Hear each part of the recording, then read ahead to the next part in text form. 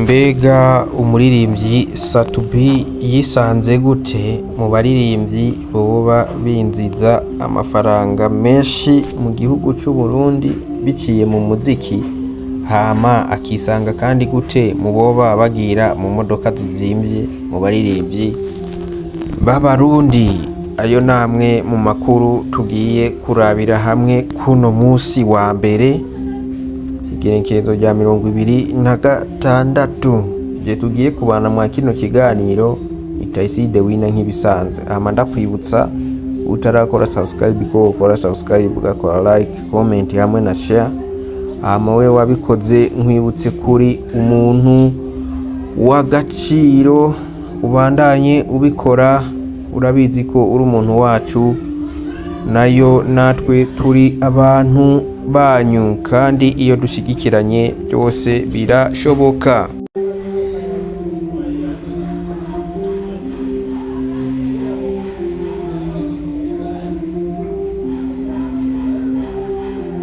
Nongeye kuguha ikaze wewe aho uhereye hose, mu buseruko, mu burengero, mu bumanuko, mu buraruko bw'isi, aho muherereye, abantu muri Kigali Rwanda, abantu muri Bujumbura Burundi, abantu muri Dar es Salaam Tanzania, abantu muri Kampala Uganda, Nairobi Kenya, mwese ndabaramukije, ndabaha nikaze mu kiganiro tugiye kubamwo uno musi c'umuririmbyi Satubi.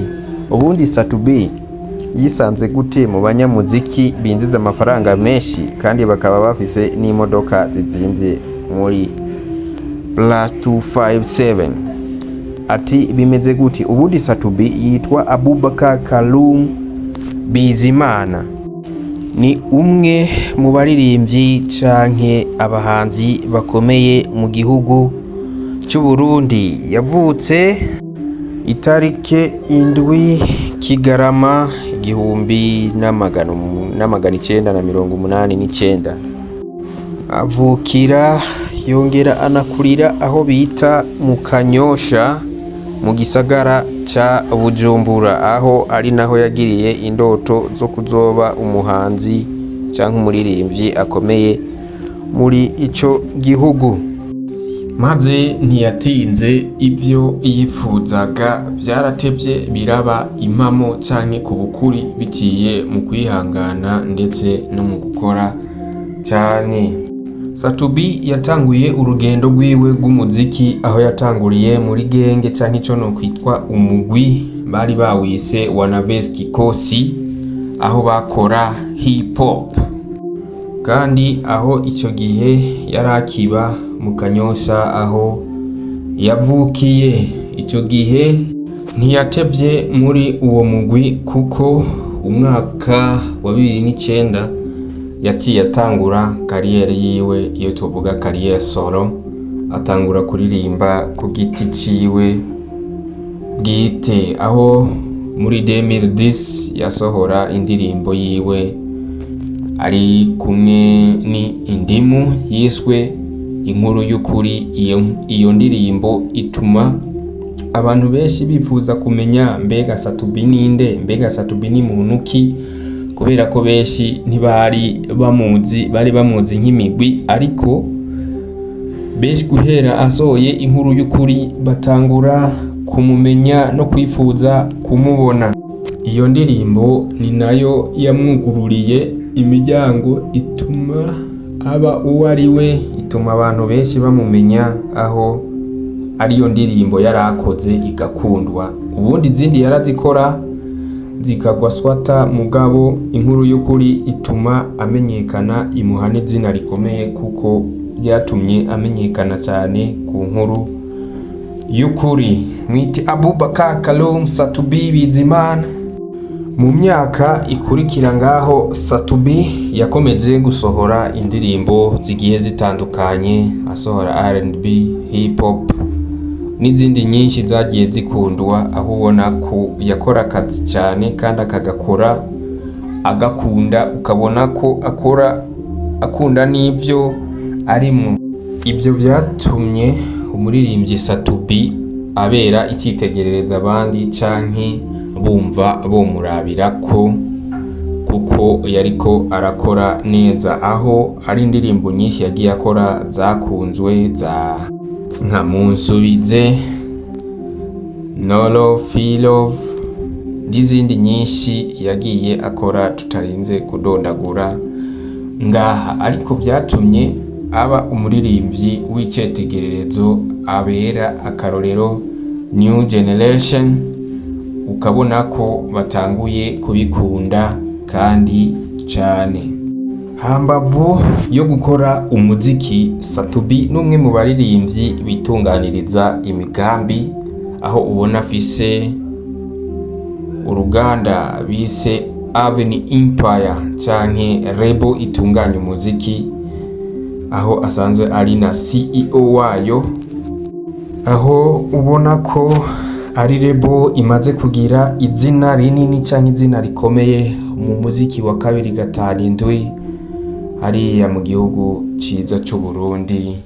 Nubwo biruko ntiyigeze acika intege, yakomeje gukora, akomeza gusatira, akorana inguvu nyinshi, nubwo biba yaramaze kuronka iyo Rebo, ariko avuga ati ibi ntibihagije, aho ubona yagiye atwara ubushimwe bwinshi ndetse bwa Afrika, agatwara ubushimwe bugiye butandukanye nk'ubwo mu gihugu, aho ubona ndetse yagiye arasinyiranira contract n'amashirahamwe agiye atandukanye, harimo nka za Assurance Big, za Brarudi, hamwe na za Iconet Leo Limited Burundi, hamwe na Smart, aho ubona yigeze kuba umu ambassadeur w'izo shirahamwe, aho ubona yagiye akora ibintu bigiye bitandukanye. Yagiye akorana n'abaririmbyi bakomakomeye mw'ico gihugu, aho bakoze indirimbo n'umuririmbyi Big Fizzo, bakorana indirimbo n'abahanzi bakomakomeye ba Yoya Jamali n'abandi benshi, aho ubona yanasohotse mu gihugu agakorana n'abanyarwanda, agakorana n'abagande, abakenya, abatanzania, indirimbo nyinshi mwagiye mukunda. Tanzania yakoze indirimbo bise Umutu ari kumwe na Ibra, akora Kirisese bari kumwe n'umujene wo muri South Africa hariya, akora indirimbo bari kumwe na Otile, akora indi bari kumwe na Bahati kuva mu gihugu ca Kenya, aho ubona yagiye yiyereka isi, yiyereka amakungu ko ashoboye gukora.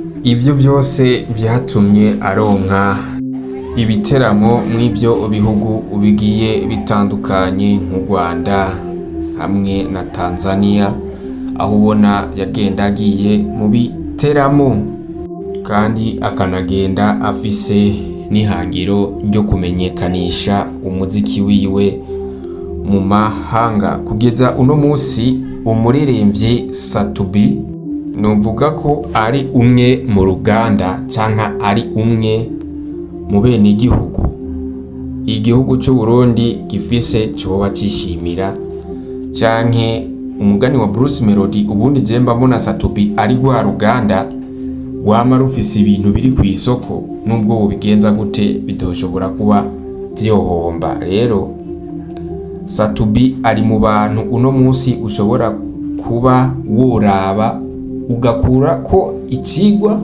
kandi ukavuga ati ubundi mu buzima kirazira kwihebura, kuko uravye kuva mu Kanyosha kugeza ahantu ageze uno munsi, yari wa mujene tuzi yaropora imisenyi, yari wa mujene ngira ngo ubona ko ubuzima nyene bwari bwarakubise, ariko uno munsi ari mu bantu binziza gatubutse, binziza amafaranga menshi mu muziki, akaba ari n'umwe mu bantu bagira mu modoka zigiye zihenze ngaha muri music ya 257, aho ubona ko Satubi yagiye akora ibintu bikomakomeye bigatuma ashika ahari uno munsi. Ariko byo bavuga ati ni Imana no kwihangana no gukora cyane nibyo bituma dushika aho turi. Mwibutsa ko muririmbyi Satubi amaze kuba nominated muri Afrima or Africa Music Award, ibera mu gihugu ca Nigeria inshuro zitatu. Inshuro zibiri ntiyigeze agenda, ariko ku nshuro igira gatatu yarigoye arasimbirayo araraba uko bihagaze. Rero igitangaje agarutse yavuze ko leta idashigikira abaririmbyi mu bijanye n'imyidagaduro, kuko abandi bose bakunze gushigikirwa na leta barashikayo bakazana ama award, ariko avuga ati nubwo nagiye narisha amahera menshi, nubwo ata award nazanye, ariko namenyekanishije igihugu canje, kandi ni nayo ntsinzi yanje, ni nabyo nifuza, ni nabyo nashaka gushikako. Rero nkakwibutsa ko Satubi amaze kuva hariya yaje agura ingendeshwa iteye ubwoba, ingendeshwa ikaze, ubona ko abantu benshi bagiye bavuga amajambo, bavuga ya nariya, ariko wewe ntivyigeze bimuca intege, kuko yarazi ico yagiye kurondera canke amafaranga yarayafise. Rero inkuru y'uno munsi ku muririmbyi Satubi tukaba tuyigarukirije ngaha. Nkakwibutsa ko mu buzima ntuzucike intege kubera akantu gato ubonye, ahubwo komeza kwihangana, patience, hama ukore cyane, ukorane inguvu, dukora twongera tunasenga, then byose bizokunda, nta kibuza bitazoshoboka. Je twari kumwe ni Taisi the Winner, nayo channel yanyu ni Black Entertainer TV. Utarakora subscribe, make sure ko wakoze subscribe, kola like, comment hamwe na share, dukomeze kugira umuryango mugari wagutse. Ndabakunda sana. Thank you so much.